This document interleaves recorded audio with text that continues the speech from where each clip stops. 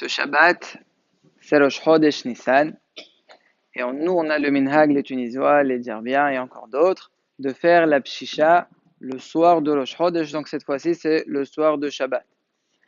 Le problème, c'est que c'est Shabbat et il y a un problème de l'isha. L'isha, ça veut dire pétrir. Donc, quelles sont les solutions pour pouvoir la faire sans être envers aucun issour, ni minatora, ni miderabanan? Pareil, on a la même sheila cette année, puisque l'El Pesach, il tombe automatiquement lui aussi l'El Shabbat, puisque c'est la nuit du 15. Et là, il y a un problème pour le haroset. Donc le haroset, pour l'obtenir, tu vas prendre la préparation que tu as fait, donc c'est des fruits, etc. Mais on les mélange dans de l'eau salée, et à la fin, tu obtiens une pâte, et c'est ça le haroset dans lequel tu trempes le maror, le korech, etc. Alors le problème, c'est comment on fait pour ne pas être en vert. Alors déjà, de base, c'est quoi la pshisha? La pshisha, c'est la shon bassis. Bassis, ça veut dire la base. Base égale fondation.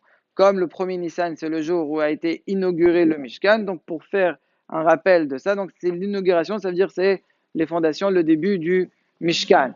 Aussi, il y en a qui ont l'habitude de rajouter des morceaux d'or, d'argent, puisque justement, il y avait des dons au Mishkan, Zahav, Ochres, Tefun, Rochet, etc. Donc ça, c'est le bassis. Si ça tombait un jour de Hol, il n'y a aucun problème, tu fais exactement comme tu veux toi, il n'y a aucune restriction. Pareil pour le Haroset, si c'était tombé un Yom Tov, un jour de Hol, ça veut dire dimanche, lundi, etc., pas Shabbat, là aussi, il n'y a aucun problème. Bien que c'est Yom Tov, la lisha, elle est permise Yom Tov. La lisha, ça veut dire pétrir n'importe quelle chose que tu veux. Ça fait partie des sols nefesh qu'on est matière. Là aussi, il n'y a aucune restriction. Maintenant, étant donné que c'est Shabbat, alors déjà de base, il faut savoir que la melacha de l'isha consiste à quoi?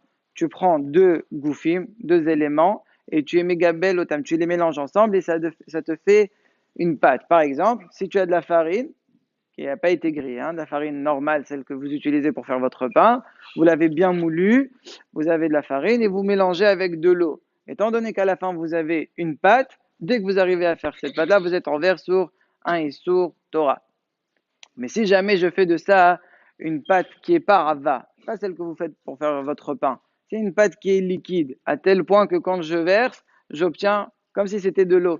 Il y a un gâteau qui s'appelle Zangoula dans certaines langues, parce qu'il y a plusieurs sortes dans l'arabe, il s'appelle comme ça.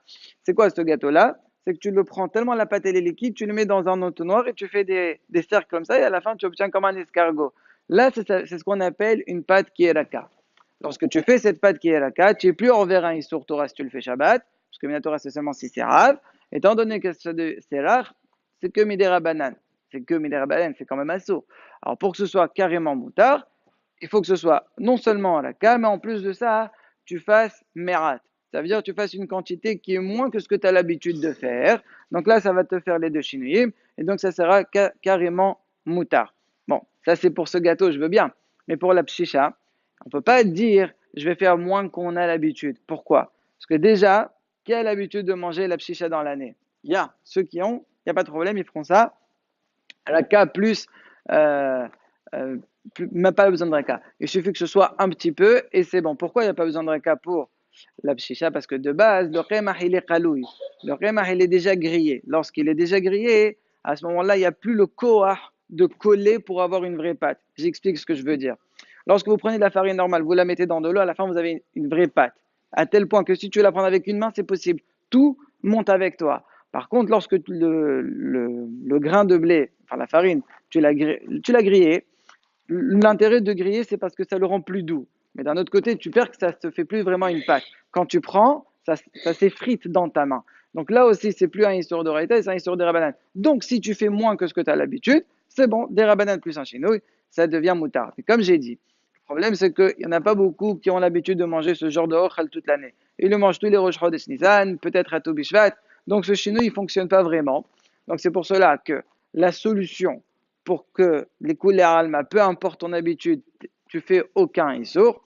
Je commence par la meilleure, c'est de préparer ça avant Shabbat. Tu prépares ta pâte, ta pshisha avant Shabbat, et le soir de Shabbat, tu veux rajouter de l'huile, etc. Il n'y a pas de problème. Pourquoi? Parce qu'elle est déjà faite, la pâte. Une petite humra, c'est de faire des X. Pourquoi? Je parle de Shabbat quand tu continues à repétrir ce que tu as déjà pétri. Parce qu'il y en a qui disent Yesh lisha har lisha. Quand tu repétris quelque chose qui est déjà pétri, il y a quand même un issur de lâche. C'est peut-être pas comme ça la lacha, mais pour être rochesh, la darot shelahem, donc c'est le top. Avant Shabbat, plus des X. Maintenant, si quelqu'un il l'a pas faite, ou il n'a pas envie de la faire, il y en a qui disent qu'ils veulent absolument la faire vraiment exactement comme on a l'habitude, on ne veut rien changer. D'accord. Là aussi, il y a une solution qui est muter et lechateh. Là aussi, c'est justement la solution des X. Même si elle est toute seule que cette solution-là, c'est quand même bon. C'est quoi l'histoire des X?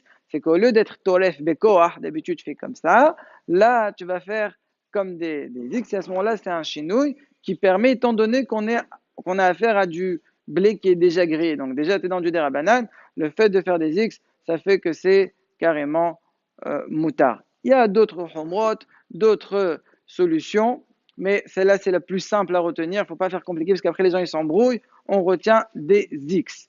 Maintenant pour le haroset, il y a exactement la même chose, hein, ça fonctionne aussi, puisque le haroset, même s'il n'est pas forcément grillé, étant donné qu'il est gasse, ça veut dire que c'est pas moulu. Pour obtenir une bonne pâte, il faut que ce soit bien moulu. Si c'est une tahina qui n'est pas comme il faut, tu n'obtiendras pas comme il faut une pâte. Et là, c'est pas du tout vraiment bien moulu. Donc, de toute façon, c'est encore du derabanan. En plus de ça, tu fais des X. Alors là, il n'y a aucun problème. Mais il y a une roula plus facile par rapport au haroset, c'est de commencer à mettre d'abord le haroset et après tu mets l'eau. Puisque le derech, il est barou. Là-bas, il est barou. C'est pas comme dans la pchicha qu'il n'est pas barou. Dans le haroset, c'est clair. D'habitude, on a l'eau en bas. On dirait, on prend celle qui est déjà là dans le plateau du Sénat. Ouais, on a trempé dedans le karpas. Donc, il est déjà là. On a l'habitude de rajouter dedans le haroset quand on arrive proche au maror et au colère. Donc, là, il suffit d'inverser. Tu commences d'abord par le haroset et rien qu'après, tu rajoutes le liquide que tu veux ajouter, le mélimon, etc. Donc, ça aussi, c'est bon. Et en plus de ça, on a une roula supplémentaire dans le haroset qui est ramené dans Hanzan Ovadia. Lui-même, il ramène les holrim, mais il est posé comme ça, que ça marche. Étant donné que c'est solech missoua, à ce moment-là, c'est bon, c'est moutard. Cette roula, on ne l'a pas vraiment dans la pshicha, parce qu'on ne peut pas appeler ça vraiment solech missoua, même si on le fait. On peut le haré. Dans le haroset, c'est un peu plus facile, c'est un peu plus râle. Là aussi, si tu veux être mahmir, tu veux préparer avant Shabbat. Comme ça, tu ne rentres pas dans les complications. Donc, masqana, court et clair, les X.